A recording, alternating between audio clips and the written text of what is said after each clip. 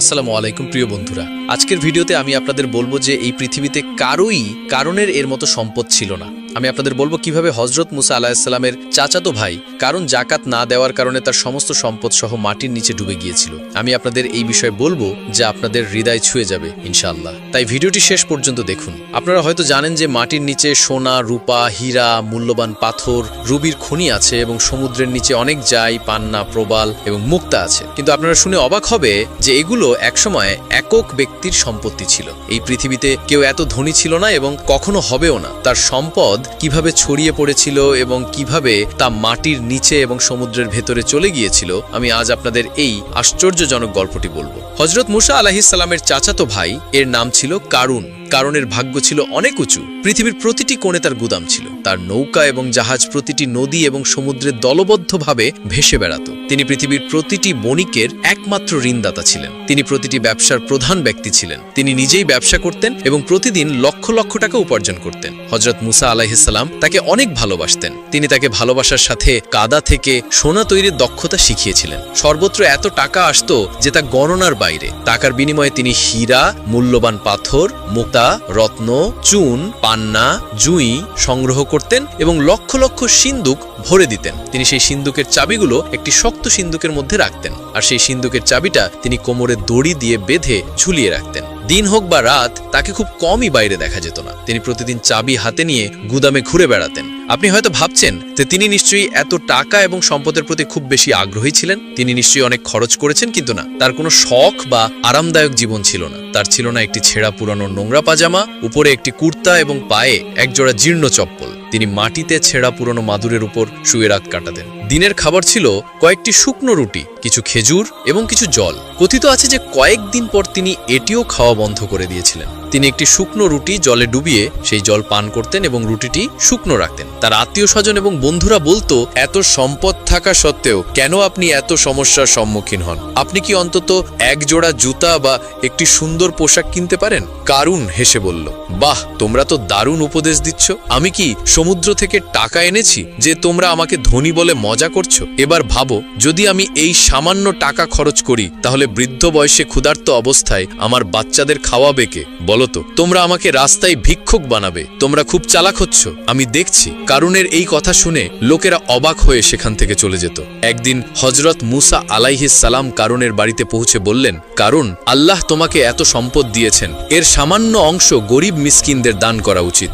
শরীয়তে নিয়ম আছে যে প্রতি 100 টাকার উপর 2.5 টাকা জাকাত দিতে হবে। আমি আশা করি তুমি অবশ্যই 100 টাকার মধ্যে কমপক্ষে 1 টাকা জাকাত হিসেবে দেবে। কারণ কিছুক্ষণ মুসার দিকে তাকিয়ে রইল এবং তারপর বলল, জাকাত কি? হযরত মুসা আলাইহিস সালাম বিনয়ের সাথে উত্তর দিলেন, প্রতি 100 টাকার মধ্যে 1 টাকা গরিবদের দান করো, এটাকে জাকাত বলা হয়। যদি অন্য কেউ এই কথা বলতো তাহলে কারণ অস্বীকার করত, কিন্তু হযরত মুসা আলাইহিস সালাম ছিলেন তার বড় ভাইয়ের মতো। তিনি কখনো তার অনুরোধ উপেক্ষা করেননি। এজন্যই তিনি মাথা নিচু করে কিছুক্ষণ চুপ করে রইলেন। তারপর তিনি মৃদুস্বরে বললেন, তুমি দেখতেই পাচ্ছ আমি খুবই দরিদ্র, আমার টাকার প্রয়োজন। জাকাত দেওয়ার মতো পর্যাপ্ত টাকা আমার কাছে কোথায়? কারুনের কাছ থেকে এই কথা শুনে হযরত মুসা আলাইহিস সালাম বললেন, যার এত সম্পদ আছে সে যদি দরিদ্র হয় তাহলে কাকে ধনী বলা হবে? কারুন উত্তর দিলেন, এত কষ্ট করে ক্ষুধার্ত তৃষ্ণার্ত থেকে আমি এই সামান্য টাকা সঞ্চয় করেছি। যদি আমি এখন দান করি তাহলে বৃদ্ধ বয়সে আমি কি খাবো? ভিক্ষা করা ছাড়া আমার আর কোনো উপায় থাকবে না। ভাই, আমাকে ক্ষমা করুন, আমি জাকাত দিতে পারবো না। হযরত মুসা আলাইহিস সালাম খুব দুঃখিত হলেন। তিনি বললেন, আল্লাহ তোমাকে এত কিছু দিয়েছেন যে তুমি সারা জীবন দান করলেও তোমার সম্পদ কখনো শেষ হবে না। হযরত মুসা আলাইহিস সালামের কাছ থেকে এই কথা শুনে কারুন জোরে হেসে বললেন, কেউ যদি না বুঝে দান করে তাহলে তার রাজ্য উড়ে যায় এবং আমার কাছে মাত্র কয়েকটি খোলস থাকে, ওদের উড়ে যেতে কতক্ষণ লাগবে? হযরত মুসা আলাইহিস সালাম বললেন, তুমি কি গরিব না ধনী? আমি তর্ক করতে আসেনি, আমি শুধু আমার কর্তব্য পালন করছি।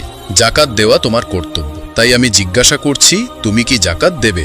অসহায়ভাবে কারুন বচসা শুরু করলে। ঠিক আছে, আমি আজ ভাববো, আগামীকাল উত্তর দেব। কারণের হৃদয়ে কোনো শান্তি ছিল না। সারাদিন সে ক্ষুধার্ত, তৃষ্ণার্থ এবং উদ্বেগে ডুবে রইল। ভাবতে থাকলো মুসাকে কি উত্তর দেব। অনেক চিন্তা করার পরেও সে কোনো সিদ্ধান্ত নিতে পারল না। সন্ধ্যা হয়ে গেল, অন্ধকার ঘিরে ফেলল। কারণ একটি বাতি জ্বালিয়ে হিসাব করতে বসল।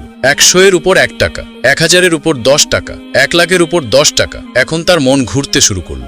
সে আবার হিসাব করতে শুরু করল। যদি 1 লাখের উপর 1000 থাকে তাহলে 1 কোটির উপর 1 লাখ। কারণ হঠাৎ পাগলের মতো চিৎকার করে উঠল, মুসা, তোমার কথা শোনার চেয়ে আমার বুকে ছুরিকাঘাত করা ভালো। আমাকে 1 কোটি টাকার উপর 1 লক্ষ জাকাত দিতে হবে। কেন?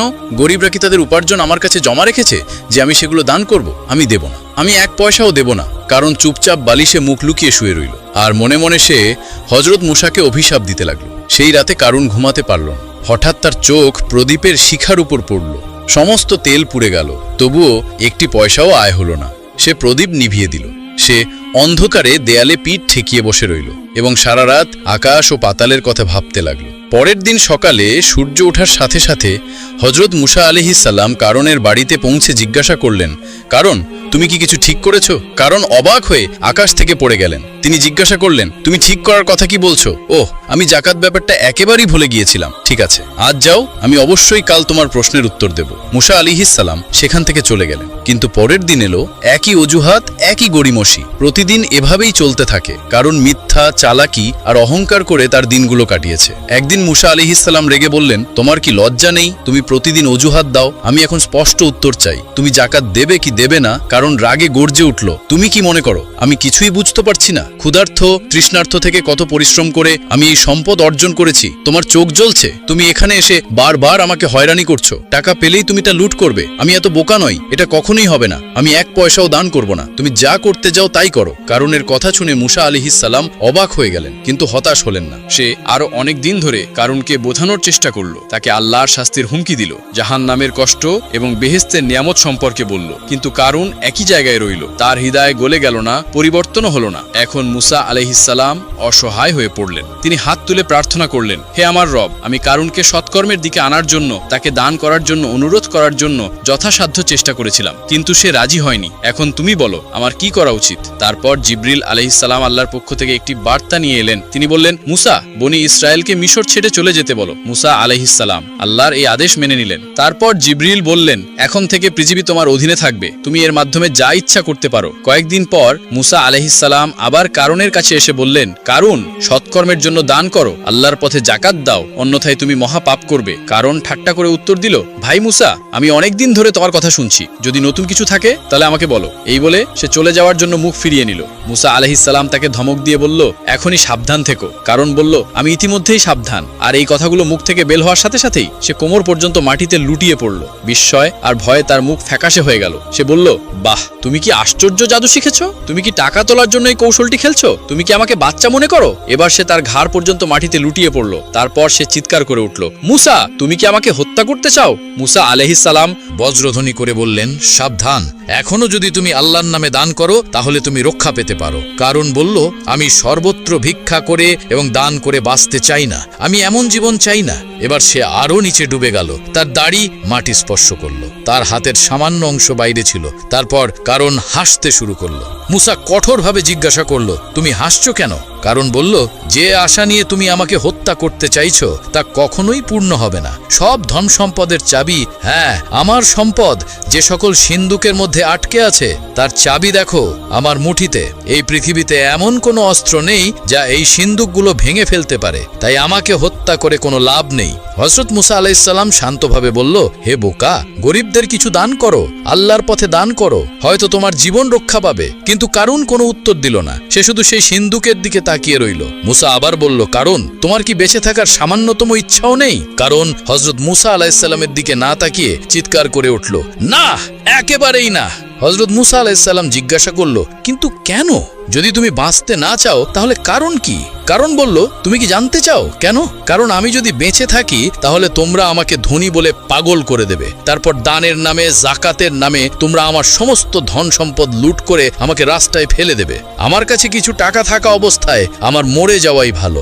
মুসা আলাইহিস সালাম শেষবারের মতো জিজ্ঞাসা করলেন, কারুন, তুমি কি আদেও বাঁচতে চাও না? এবার কারুন রাগে পাগলের মতো চিৎকার করে উঠল, টাকা ছাড়া আমার আর বাঁচতে ইচ্ছে করছে না। আর ধীরে ধীরে তার মুখ, নাক সবকিছু মাটির ভেতরে ঢুকে যেতে লাগলো। কিছুক্ষণের মধ্যেই কারুনের সমস্ত ভবন, সম্পদ, বুক, ধন সম্পদ সবকিছু মাটিতে ডুবে গেল। একদিন হজরত মুসা আলাইসাল্লাম আল্লাহর সাথে সাক্ষাতের লক্ষ্যে তুর পাহাড়ের দিকে হাঁটতে শুরু করলেন। তুর পাহাড়ে পৌঁছানোর পর স্বয়ং আল্লাহ মুসা আলাইসাল্লামের সাথে এক রহস্যময় কণ্ঠে কথা বলতে শুরু করলেন। মুসা আলাইসাল্লাম বললেন, হে আল্লাহ, আমি জানতে চাই কে আমার সাথে বেহেশতে থাকবে। তারপর আল্লাহ বললেন, হে মুসা, বনি ইসরায়েলে একজন কসাই আছে যে তোমার সাথে বেহেশতে যাবে এবং তোমার সাথে থাকবে। তারপর মুসা আলাইসাল্লামকে মহান আল্লাহ রব্বুল আলামিন বললেন, হে মুসা, আজ বাড়ি যাও, কয়েকদিন পর আমি তোমাকে সেই কসাইয়ের ঠিকানা বলবো। তারপর মুসা আলাইসাল্লাম আল্লাহর এই আদেশ শুনে বাড়ি ফিরে যাওয়ার সিদ্ধান্ত নিলেন। এভাবে আরো কয়েকদিন কেটে গেল। একদিন হজরত মুসা আলাইসাল্লাম যাত্রা শুরু করলেন। যখন তিনি পথে যাচ্ছিলেন তখন একজন মহিলা তার সামনে কাঁদতে কাঁদতে দাঁড়িয়েছিলেন।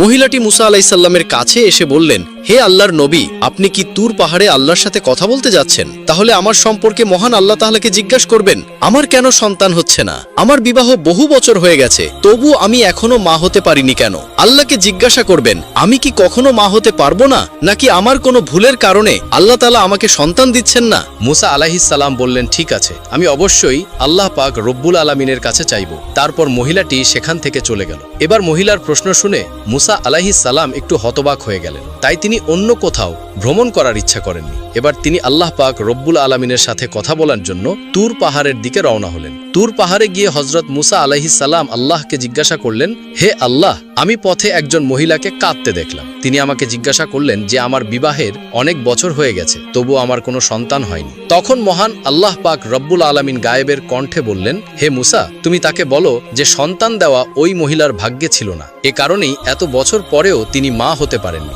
পুত্র বা কন্যা কেবল আল্লাহই দান করেন, আর আল্লাহ যা দেন আমরা তাই পাই। এই কথা শুনে মুসা আলাইহিস সালাম বাড়ি ফিরতে শুরু করলেন। বাড়ি যাওয়ার সময় তার মনে সেই মহিলার কথা এলো এবং তিনি সরাসরি বাড়ি না গিয়ে সেই মহিলার বাড়িতে যাওয়ার সিদ্ধান্ত নিলেন। মহিলাটি হজরত মুসা আলাইহিস সালামকে আসতে দেখে হতবাক হয়ে গেলেন। তারপর বললেন, হে আল্লাহর নবী, আমার প্রশ্ন জিজ্ঞাসা করে কি আপনি এসেছেন? মহিলার কথা শুনে মুসা আলাইহিস সালাম বললেন, মহান আল্লাহ বলেছেন যে তোমার সন্তান হওয়ার ভাগ্যে নেই, তাই তুমি কখনো মা হতে পারবে না। এই কথা শুনে মহিলার চোখ অশ্রুতে ভরে গেল এবং তিনি জোরে জোরে কাঁদতে লাগলেন। তারপর হজরত মুসা আলাইহিস সালাম সেখান থেকে চলে গেলেন। কিছুক্ষণ পর একজন বৃদ্ধ ফকির, যিনি আল্লাহর ইবাদত করেন, সেই মহিলার বাড়িতে এসে বললেন, বাড়িতে কি কেউ আছেন? আমি একজন বৃদ্ধ ফকির, আমি অনেক দিন ধরে কিছু খাইনি, আমি খুব ক্ষুধার্ত, দয়া করে আমাকে আল্লাহর নামে কিছু দান করুন, নিশ্চয়ই আল্লাহ তোমার উদ্দেশ্য পূরণ করবেন। মহিলা ফকিরের কথা শুনে তাকে ঘরে আসতে দিলেন। তারপর তাকে 4টি রুটি খেতে দিলেন। তারপর মহিলা বললেন, আপনি আল্লাহর ফকির, আপনি কি আল্লাহর কাছে প্রার্থনা করবেন যেন আমাকে সন্তান দেন? আমার কোনো সন্তান নেই। ফকির রুটির বিনিময়ে আল্লাহর কাছে প্রার্থনা করলেন, হে আল্লাহ, এই মহিলাকে সন্তান দিন। তারপর ফকির সেই ঘর থেকে চলে গেলেন। কয়েক বছর পর হজরত মুসা আলাইহিস সালাম কোথাও ভ্রমণে যাচ্ছিলেন। পথে তিনি সেই মহিলার বাড়ির পাশ দিয়ে যাচ্ছিলেন। তখন তার মনে পড়ল সেই মহিলার কথা। তিনি মহিলার বাড়ির দিকে ফিরে দেখলেন যে সেখানে মহিলাটি একটি ছোট শিশুর সাথে আনন্দের সাথে খেলছে। মহিলাটি হজরত মুসা আলাইহিস সালামকে দেখে বেরিয়ে এসে বললেন, হে আল্লাহর নবী, আপনি বলেছিলেন যে আমার ভাগ্যে কোনো সন্তান নেই, কিন্তু আল্লাহ আমাকে একটি সন্তান দিয়েছেন। এই কথা শুনে হজরত মুসা আলাইহিস সালাম অবাক হয়ে গেলেন। আর এর কারণ জানতে তিনি তুর পাহাড়ের দিকে রওনা হলেন। তুর পাহাড়ে গিয়ে তিনি আল্লাহকে জিজ্ঞাসা করলেন, হে আল্লাহ, আপনি বলেছিলেন যে সেই মহিলার ভাগ্যে সন্তান নেই, কিন্তু আজ আমি দেখলাম যে সে আনন্দের সাথে শিশুটির সাথে খেলছে। এর কারণ কি? মহান আল্লাহ রহস্যময় কণ্ঠে বললেন, হে মুসা, যদি তুই এই প্রশ্নের উত্তর জানতে চাও তাহলে একটি থালায় মানুষের মাংস নিয়ে এসো, তাহলে তোমাকে উত্তর দেওয়া হবে। এই আদেশ শুনে হজরত মুসা আলাইহিস সালাম একটি থালা এবং ছুরি নিয়ে লোকদের কাছে গেলেন। তিনি বললেন, হে আমার গোত্রের লোকেরা, মহান আল্লাহ আমাকে মানুষের মাংস আনতে বলেছেন। তোমাদের মধ্যে কি এমন কেউ আছে যে তার দেহ থেকে মাংস দেবে? কেউ রাজি হলো না। সবাই এক এক করে সেখান থেকে চলে গেল। হজরত মুসা আলাইহিস সালাম উদ্বিগ্ন হয়ে এদিক ওদিক ঘোরাফেরা করতে লাগলেন। যখন তিনি কোনো সমাধান খুঁজে পেলেন না, তখন তিনি বাড়ি ফিরে যেতে লাগলেন। হঠাৎ একজন বৃদ্ধ ফকির তাকে পিছন থেকে ডাকলেন, হে আল্লাহর নবী, তোমাকে এত চিন্তিত কেন দেখছি? হজরত মুসা আলাইহিস সালাম বললেন, মহান আল্লাহ আমাকে মানুষের মাংস নিতে আদেশ করেছেন। কিন্তু কেউ তার মাংস দিতে প্রস্তুত ছিল না। সবাই মুখ ফিরিয়ে চলে গেল। তারপর সেই বৃদ্ধ ফকির হজরত মুসা আলাইহিস সালামের কথা শোনার সাথে সাথে তার পাশ থেকে একটি ছুরি নিয়ে এসে তার দেহ থেকে কিছু মাংস কেটে হজরত মুসা আলাইসাল্লামকে দিয়ে সেখান থেকে চলে গেলেন। এটা দেখে হজরত মুসা আলাইসাল্লাম একটু অবাক হয়ে গেলেন। তারপর হজরত মুসা আলাইসাল্লাম আবার সেই মাংস নিয়ে তুর পাহাড়ের দিকে হাঁটতে শুরু করলেন এবং বললেন, হে আল্লাহ, আমি মানুষের মাংস নিয়েছি, কিন্তু যাদের কাছে আমি এটি দিতে বলেছিলাম তারা সবাই পিছন ফিরে চলে গেল। কেবলমাত্র একজন বৃদ্ধ ফকির আল্লাহর নাম শুনে তার শরীর থেকে মাংস কেটে আমাকে দিলেন। তখন মহান আল্লাহ পাক রব্বুল আলামিন হজরত মুসা আলাইসাল্লামকে ঐশী কণ্ঠে বললেন, হে মুসা, এই মাংসের জন্য সবার কাছে যাওয়ার দরকার ছিল না, তুমি নিজেই পারতে। এর মাধ্যমে তুমি তোমার প্রশ্নের উত্তর পেয়ে গেলে। সেই বৃদ্ধ ফকির আল্লাহর নাম শোনার সাথে সাথে তার শরীর থেকে মাংস কেটে আল্লাহ পাককে দান করে। সেই ফকিরের দোয়ার ফলে আমি সেই মহিলাকে একটি সন্তান দান করলাম। হে মুসা, যে ব্যক্তি আল্লাহর পথে সবকিছু উৎসর্গ করে, সে তার যা কিছু আছে তার দান করে, আল্লাহ তাআলা তাকে সবকিছু দান করেন অথবা তার লিখিত ভাগ্য পরিবর্তন করে দেন। এই উত্তর শোনার পর হযরত মুসা আলাইহিস সালাম আল্লাহ পাক রব্বুল আলামিনের নির্দেশে বাড়ি ফিরে আসেন। তারপর কিছুদিন কেটে যায়। একদিন হযরত মুসা আলাইহিস সালামের মনে আসে যে আল্লাহ পাক রব্বুল আলামিন বলেছেন যে কসাই তার সাথে বেহেশতে থাকবে। এই প্রশ্নের উত্তর জানতে হযরত মুসা আলাইহিস সালাম আবার তুর পাহাড়ের দিকে রওনা হন। তুর পাহাড়ে পৌঁছানোর পর হযরত মুসা আলাইহিস সালাম বলেন, হে আল্লাহ পাক রব্বুল আলামিন, আপনি বলেছিলেন যে কসাই আমার সাথে বেহেশতে থাকবে। আমি জানতে চাই সেই কসাই কোন কাজ করে যার ফলে সে আমার সাথে বেহেশতে থাকবে। তারপর মহান আল্লাহ তাআলা রহস্যময় কণ্ঠে সেই কসাইয়ের অবস্থান জানান। এর পরের দিন হযরত মুসা আলাইহিস সালাম সেই কসাইয়ের মাংসের দোকানটি খুঁজে বের করলেন এবং কিছুক্ষণ পর হযরত মুসা আলাইহিস সালাম দেখলেন যে কসাইটি মাংসের টুকরো নিয়ে তার বাড়ির দিকে হেঁটে যাচ্ছে। হযরত মুসা আলাইহিস সালামও কসাইয়ের পিছু পিছু হাঁটতে লাগলেন। কিছুক্ষণ পর সেই কসাই তার বাড়িতে পৌঁছে গেল। হযরত মুসা আলাইহিস সালাম দূর থেকে সেই ঘরটি দেখছিলেন, কিন্তু সেদিনের জন্য তিনি সেখান থেকে ফিরে এলেন। পরের দিন হযরত মুসা আলাইহিস সালাম আবার সেই কসাইয়ের বাড়িতে গেলেন এবং বললেন, বাড়িতে কি কেউ আছে?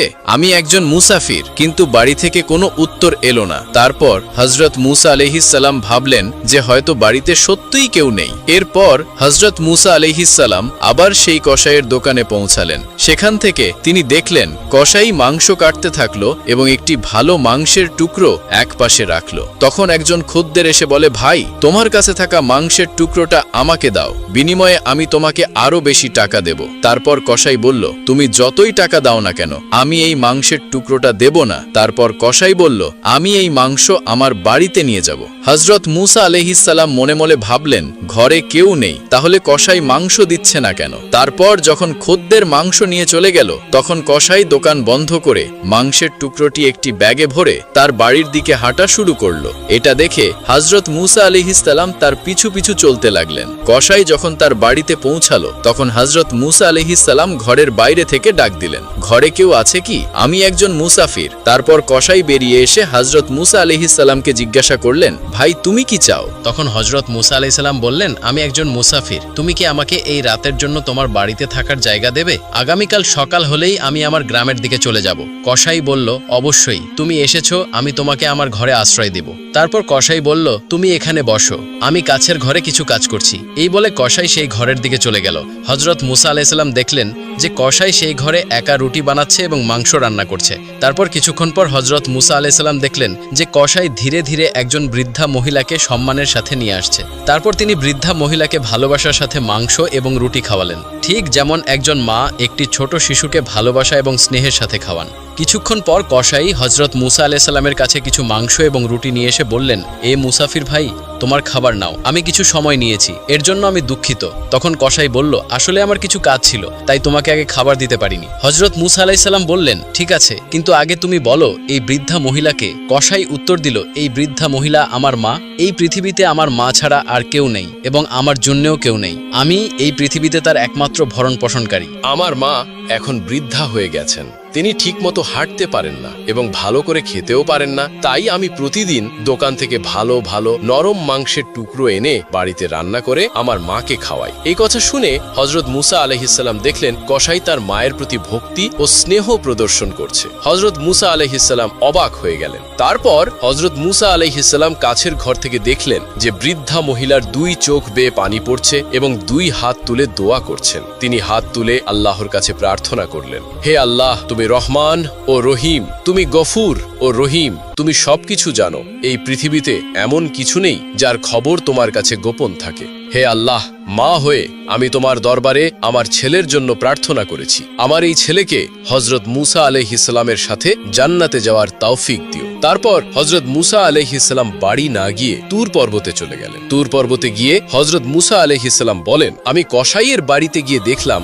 যে কসাই তার মায়ের সেবা ছাড়া আর কিছুই করে না। তারপর এক রহস্যময় আওয়াজের মাধ্যমে মহান আল্লাহ পাক রব্বুল আলামিন বলেন, হে মুসা, তোমার জানা উচিত যে কসাই তোমার সাথে বেহেশতে যাবে। এর কারণ হলো তার মায়ের সেবা এবং তার মায়ের প্রতি ভালোবাসা। কসাইয়ের মা তার ছেলের জন্য প্রার্থনা করছিলেন যে আল্লাহ, আমার ছেলে কসাই যেন হযরত মুসা আলাইহিসসালামের সাথে বেহেশতে যায়। আল্লাহ তাআলা কখনোই মায়ের প্রার্থনা প্রত্যাখ্যান করেন না। হে মুসা, কসাইয়ের আসল কাজ হলো তার মায়ের প্রতি ভালোবাসা, সেবা এবং স্নেহ, যার কারণে সে তোমার সাথে বেহেশতে যাবে। সুবহানাল্লাহ।